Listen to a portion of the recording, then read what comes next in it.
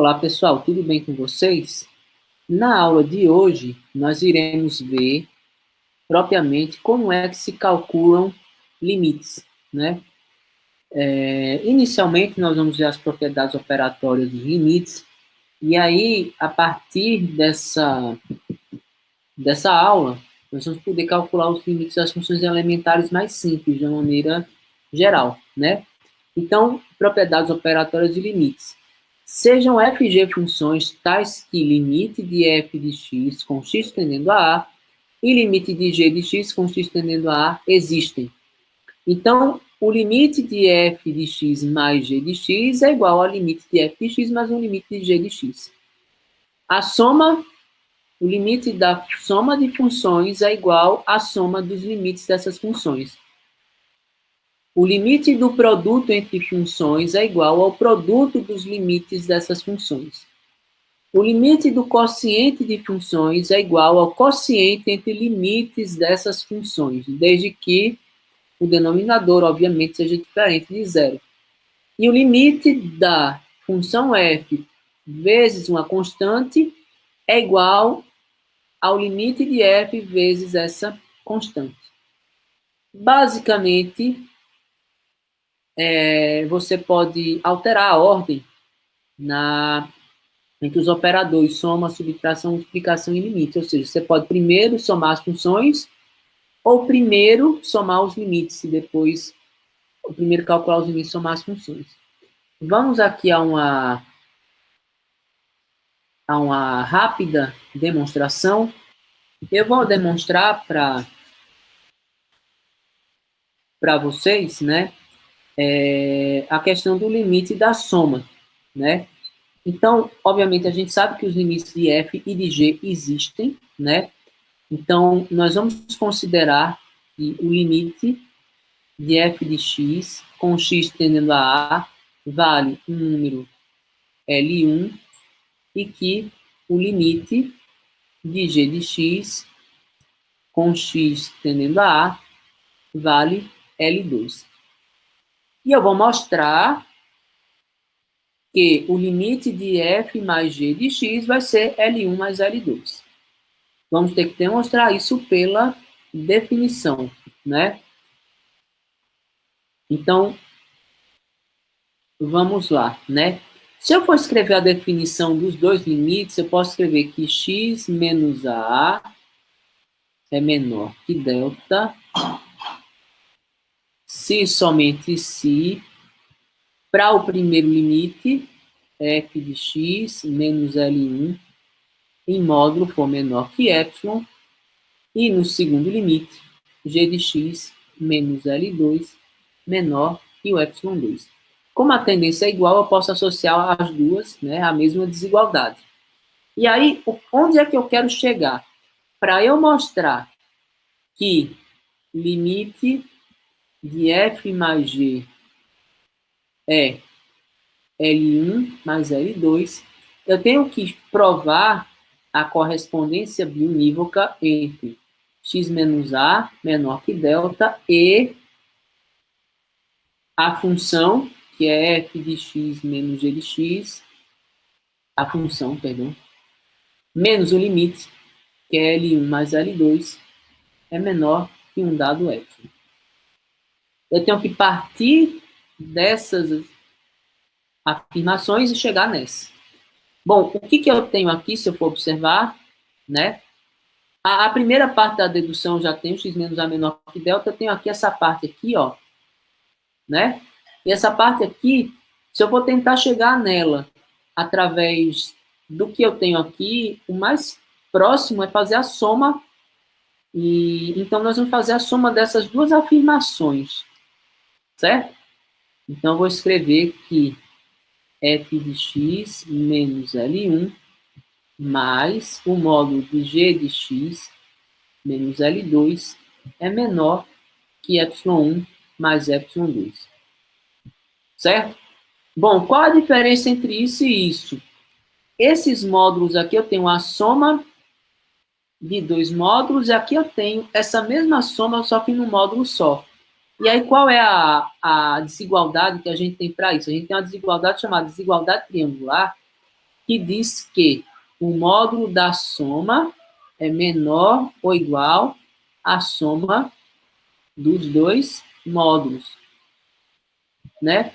Então, se eu juntar tudo num módulo só, eu posso criar um outro termo aqui do lado de cá, que vai ser menor ou igual a isso aqui, que é f de x menos L1 mais g de x menos L2. E aí, eu posso pegar também esse epsilon mais epsilon 2 e chamar de epsilon, né? E aí, quando eu junto essas duas afirmações aqui, ó, e reescrevo, eu chego justamente na definição de limite da soma, né? Eu vou ter aqui f de x mais g de x menos L1 mais L2 menor que epsilon. E veja que isso aqui está em correspondência biunívoca com o quê? Eu tenho essa afirmação aqui em correspondência biunívoca com essa, porque essa afirmação aí foi obtida dessas duas, né? Então aí, ó, a partir dessas duas afirmações, nós podemos provar que o limite com x tendendo a A de f de x mais g de x é L1 mais L2. Então, nós mostramos, né, que o limite da soma é igual à soma de limites. As demais afirmações vai ficar como exercício. Tem lá nas notas de aulas elas esmiuçadas.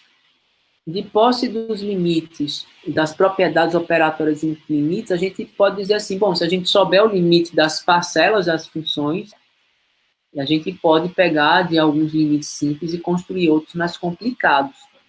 Então, nós temos aqui o limite de funções elementares, né? Nós vamos mostrar essas três propriedades aqui, né? É bem simples. O limite da constante é a própria constante. O limite da identidade é igual à própria tendência, ou seja, o limite com x tendendo a A de x é A, e o limite da função potência é a própria potência de A. Bom, vamos a essas demonstrações, né? A primeira propriedade é coisa bem elementar, aplicação direta mesmo da regra. O limite de x tendendo a A com x tendendo a A da constante C é a própria constante. Eu vou omitir aquela informação, x menos A, aquela informação dos épsilons e deltas são positivos, né?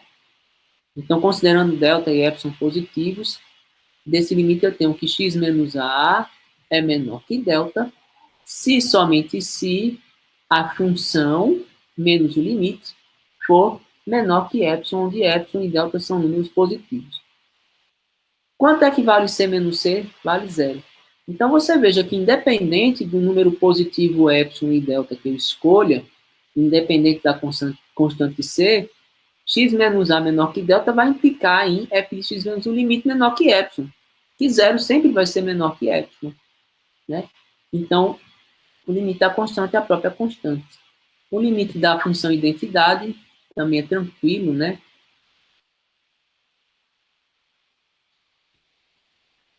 Então, dados epsilon e deltas positivos, né? Eu tenho que x menos A menor que delta, se somente se a função, que é x, menos o limite, que é A, for menor que epsilon. E aí a gente vê que qual seria o caminho? Você pegar um módulo, transformar no outro para comparar epsilon e delta. No caso, eles já são iguais. Então, se eu adotar um epsilon igual a delta, eu tenho que o limite é verdadeiro. A terceira propriedade é o limite da função potência, que é um pouquinho mais trabalhoso.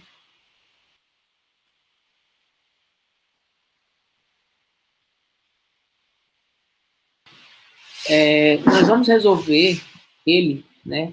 A prova é para o caso n pertencente a natural. Mas aí, depois as outras, para n inteiro. Basta você pensar em quocientes e usar as propriedades operatórias. Para n racional, é só pensar em composição de funções. É tudo bem tranquilo para se fazer, né? Nessa primeira prova que é mais trabalhosa mesmo. E aí, o que nós temos que provar, né? eu tenho que provar a correspondência entre x menos a menor que delta e a função menos o limite menor que epsilon. O que eu preciso aqui? Eu preciso de uma propriedade para fatorar esse termo aqui, né? E aí é só a gente, se a gente for tentar lembrar, lembrem-se que, por exemplo, a diferença entre quadrados é o produto da diferença pela soma. A diferença entre cubos é o produto da diferença vezes o quadrado do primeiro, mais o primeiro vezes o segundo, mais o quadrado do segundo. Se nós tivermos um expoente maior que 3 aqui, vamos fazendo um por um, a gente vai ver que você pode resolver isso aqui dessa forma. Né? Pode fatorar como xan menos an, como x menos a, xan menos 1, xan menos 2a, xan menos 3a ao quadrado, e assim sucessivamente, de maneira que o expoente de x vai diminuindo e o de a vai aumentando, até que o expoente de x desaparece e você fica com a elevado a n menos 1. Então, nós vamos usar, nesse termo, essa propriedade aqui. Né? Então, eu posso escrever esse x menos a, xan menos an como x menos a, que multiplica xan menos 1, xan menos 2a, até um a elevado a n menos 1. Aí, o que eu quero? Eu quero comparar um módulo com o outro. Então, você veja que a primeira parte do módulo está ok. Só que eu tenho esse termo aqui, e aí a gente sabe que, bom, eu vou passar esse termo para o outro lado, mas para eu passar esse termo para o outro lado, ele vai ter que ser um número, né? Porque a relação entre epsilon e delta é uma igualdade entre epsilon e delta ou alguma coisa que envolva um produto do epsilon por um número, ou a divisão de epsilon por um número, alguma coisa desse tipo, né? E aí o que a gente vai fazer aqui, né? Vamos considerar, né?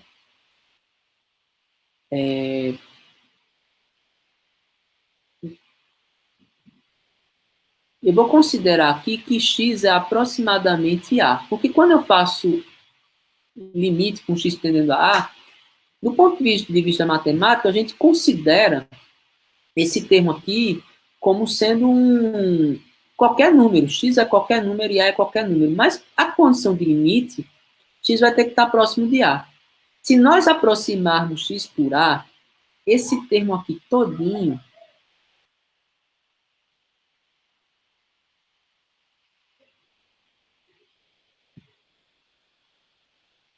ele vai ser, se eu substituir x por A aqui, vai ficar um AN menos 1 mais um AN menos 2A mais mais um AN menos 1.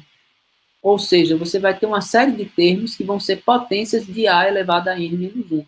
N termos. Então vai ser um N menos 1. E aí, bom, ele vai ser da ordem disso. X pode se aproximar de A pela esquerda ou pela direita.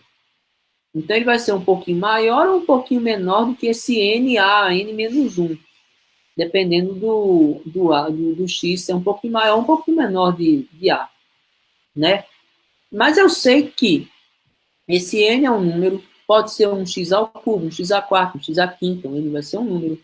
O A é um número, X vai tender a 1, a 2, a 3. Então, isso daqui vai dar um número. Eu não sei quanto é que é, mas vai dar um número. E eu posso dizer que esse número é menor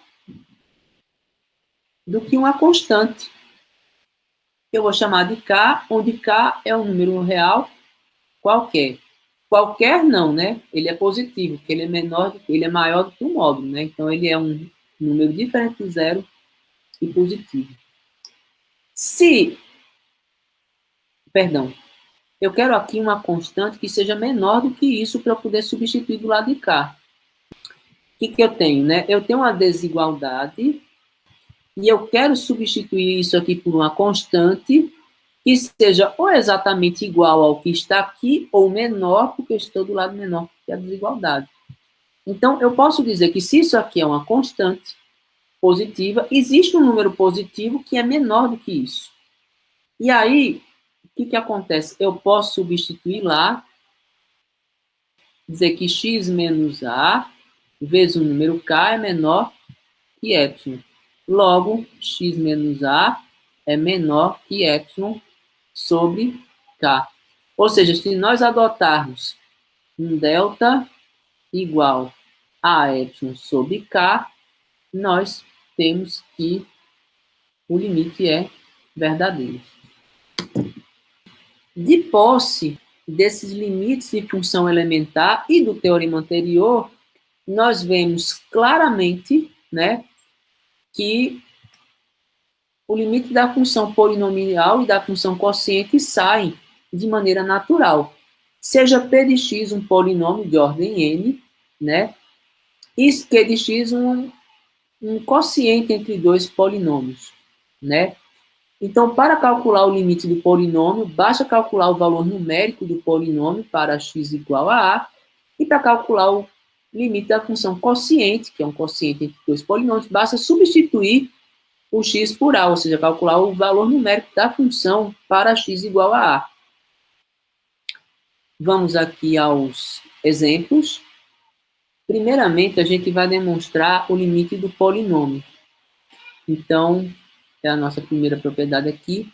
Eu vou demonstrar que o limite de p de x com x tendendo a a é igual a p de a. Onde esse p de x é o quê? É um polinômio de ordem n, né? Então, vai ser um a elevado a n, x elevado a n menos 1, x a n menos 1, e assim sucessivamente.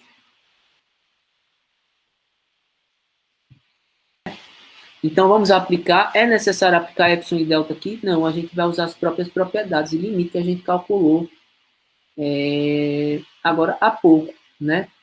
Então, o limite de p de x vai ser o limite desse termo aí todinho, né? Então, vai ser um limite com x tendendo na a de an, x a n menos 1, x a n menos 1, e assim sucessivamente. Bom, conforme as propriedades de limite, o limite dessa soma é igual à soma dos limites de cada uma dessas parcelas. E de acordo com a propriedade número 4, quando você tem uma constante multiplicando, você pode tirá-la para fora, multiplicando o limite. Então, aplicando essas duas propriedades, eu posso dizer que isso aqui vai dar um AN, limite de x elevado a n, an menos 1, limite de x elevado a n menos 1, e assim sucessivamente. A1, limite de x, e limite do A0. Certo? Bom, nós vimos que o limite da potência é a potência de A, então eu vou ter um AN, A elevado a N, AN menos 1, A elevado a N menos 1. O limite da identidade é o próprio A, e o limite da constante A0 é o próprio A0. E aí, o que é isso? Isso aqui não é nada mais, nada menos do que o polinômio p de x com x substituído por A. Então, para calcular limites de polinômios e de funções quocientes, fica como tarefa para vocês demonstrarem, basta a substituição. Bom, agora vamos aos exemplos. Conforme nós vimos as regras, né? Na letra A, nós temos aí o limite de um polinômio, é só substituir, né? No caso, o x por 3, então eu vou ter 2 vezes 3 ao quadrado, menos 3 vezes 3, mais 4, né? Que dá 2 vezes 9, 18, menos 9 mais 4, 18 menos 9 dá 9, 9 mais 4, 13. Nesse caso aqui, a mesma coisa, apenas substituir a tendência no limite. 3 vezes 1 ao quadrado menos 3 sobre 1 ao cubo mais 3. Isso aqui vai dar 3 menos 3 sobre 1 mais 3. Dá 0 sobre 4, que é 0. Então, veja que não é necessário, né, que você faça. E para calcular esse valor, aquela história de épsilons e deltas não serve. Agora, ele serve para você provar que esse limite é 13, que esse limite é 0. Aí, nós temos um exemplo para limites envolvendo radicais. Veja que aqui não é nada mais, nada menos do que a aplicação de uma potência, né? Aqui é como se fosse o x elevado a 1 sobre n, né? É só substituir. Aqui é a mesma coisa, se você tiver uma raiz enésima de f de x, vai dar uma raiz enésima de f de a. É simplesmente uma substituição. Tem um erro de digitação aí. Bom, vamos lá. Se você tem um exemplo como esse, né? Aqui você tem uma raiz quadrada de uma função. Bom, para eu calcular o limite do polinômio sem raiz, eu iria simplesmente colocar o número aqui dentro. Tendo raiz é a mesma coisa. De uma maneira geral, vocês vão ver que, para calcular o limite, a primeira coisa que a gente faz é substituir, certo? Nós vamos tomar alguma providência diferente quando essa substituição der um valor impróprio, um valor inexistente. Aí a gente tem que fazer uma análise mais cuidadosa. Aqui, no caso, nós vamos ter uma raiz quadrada de 2 ao quadrado, menos 3 vezes 2, mais 1. 2 ao quadrado é 4, menos 6, mais 1. Dá o quê? Raiz quadrada de 4, menos 6 dá menos 2, com 1 dá menos 1. Bom, e aí é o seguinte, nós chegamos a um resultado inexistente, então a resposta é que o limite não existe. Professor, não existe? Será que a função nem se aproxima? Não, nem se aproxima. Por quê? O que acontece? Essa função não existe nem em menos 1, nem em 2, nem na vizinhança de 2, porque ela é negativa. Porque o polinômio é negativo e esse número está completamente fora do domínio. Ele e a vizinhança dele. Bom, para encerrar a aula de hoje, é claro que a gente não vai entrar ainda na questão daqueles limites que não dão um resultado imediato, por enquanto, né? Nós vamos ver um teorema chamado teorema do confronto ou do sanduíche, né? Ele diz, sejam f, g e h funções cujo domínio contém o intervalo de b até a, união o intervalo de a até c, com b menor que a menor que c. Veja, você tem um limite com x tendendo a função não necessariamente existe em a, para ter limite, mas na vizinhança de a, do lado direito, ou seja, no intervalo BA, e no lado esquerdo, no intervalo AC, elas têm que existir. Aí ele diz que tem uma função f, que é menor que h, que é menor que g. Ou seja, h está no meio da função f e g. Aí ele fala que o limite de f e o limite de g são iguais a L. Se o limite da função maior e da função menor são L, o limite da função central também vai ser L. A gente vai fazer a prova interpretação geométrica desse fato. Bom, pessoal, essa seria a interpretação geométrica, né? Você tem aqui uma função g, que é maior, uma função f, que é menor, e a função h está espremida, né, em todo o intervalo no entorno do ponto A. Ela é maior do que f e menor do que g. Maior ou igual a f, menor ou igual a g. Então, nós vemos que se o limite de f é L, o limite de g é L, o limite de h tem que ser L, porque a função h está entre as duas, né? Então, geometricamente, é bem fácil de entender. Aí, agora, a ideia é a gente fazer isso por epsilon e delta, né? Bom, Então, o que, que nós temos aqui? Nós temos a condição x menos a é menor que delta, se e somente se f de x menos o limite for menor que epsilon e g de x menos o limite for menor que epsilon. E aí, o que, que nós temos, né? Eu quero associar esses limites, vamos escrever aqui. A relação que eu tenho entre f e g é que f de x é menor ou igual a h de x, que é menor ou igual a g de x. Então, veja que essa desigualdade não tem módulo. Então, vou pegar esses termos aqui e vou abrir essas contas. É verdade que f de x menos o limite menor que epsilon significa que f de x está entre L mais epsilon e L menos epsilon. E que g de x menos L menor que o limite está entre L mais epsilon e L menos epsilon. Aí, eu tenho uma desigualdade envolvendo H. Eu tenho que H de x é menor ou igual a G de x e é maior ou igual a F de x. Eu tenho algo menor que F de x, que é L menos epsilon. E tenho algo maior que G de x, que é L mais epsilon. Então, posso completar com esses trechos de desigualdade aqui, com L menos epsilon do lado de cá, por causa do F de x, e L mais epsilon por causa do G de x.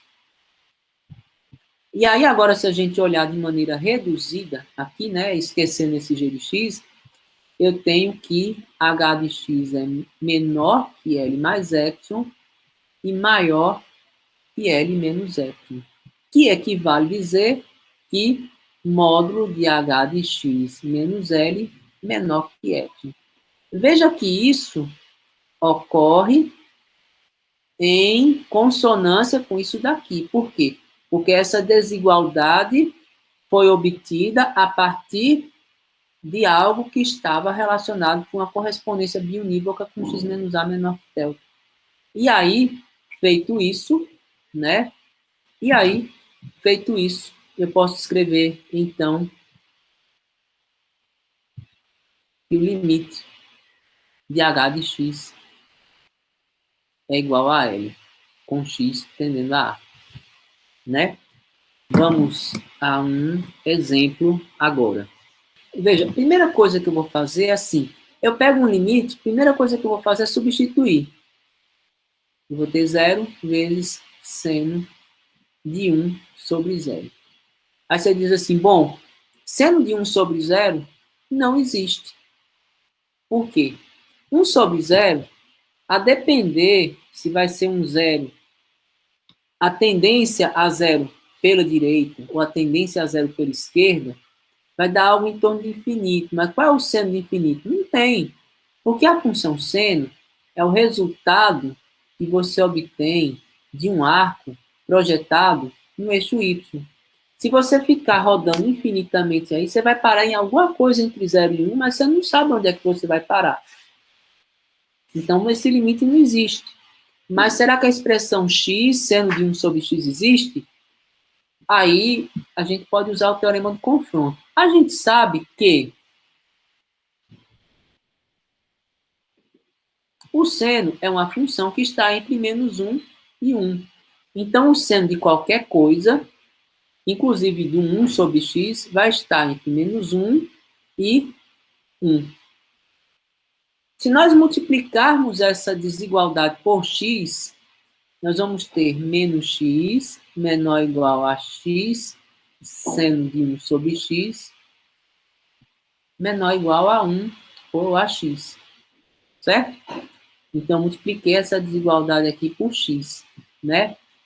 Veja que eu peguei a função dada e cerquei ela por duas outras funções, uma maior e outra menor.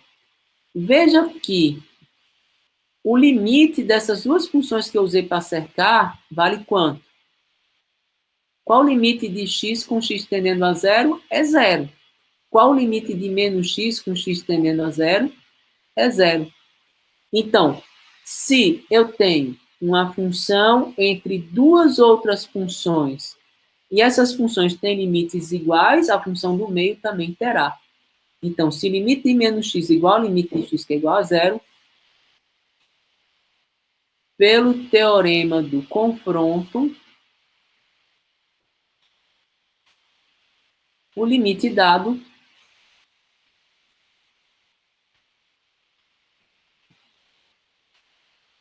é zero. A gente pode até interpretar de uma maneira um pouco mais simples. Você vai ter, bom, o seno vai ser uma quantia limitada, né? Eu não sei quanto, mas é algo entre menos 1 e 1. Aí você vai ter algo entre menos 1 multiplicado por algo que tende a zero, vai ter que dar zero. Você veja que é confirmado. Então, nós temos aí as principais técnicas de resolver os limites mais simples, né? Sugiro que vocês peguem as notas de aula, resolvam os exercícios e nos procurem caso tenham dúvidas. Então, até a próxima aula.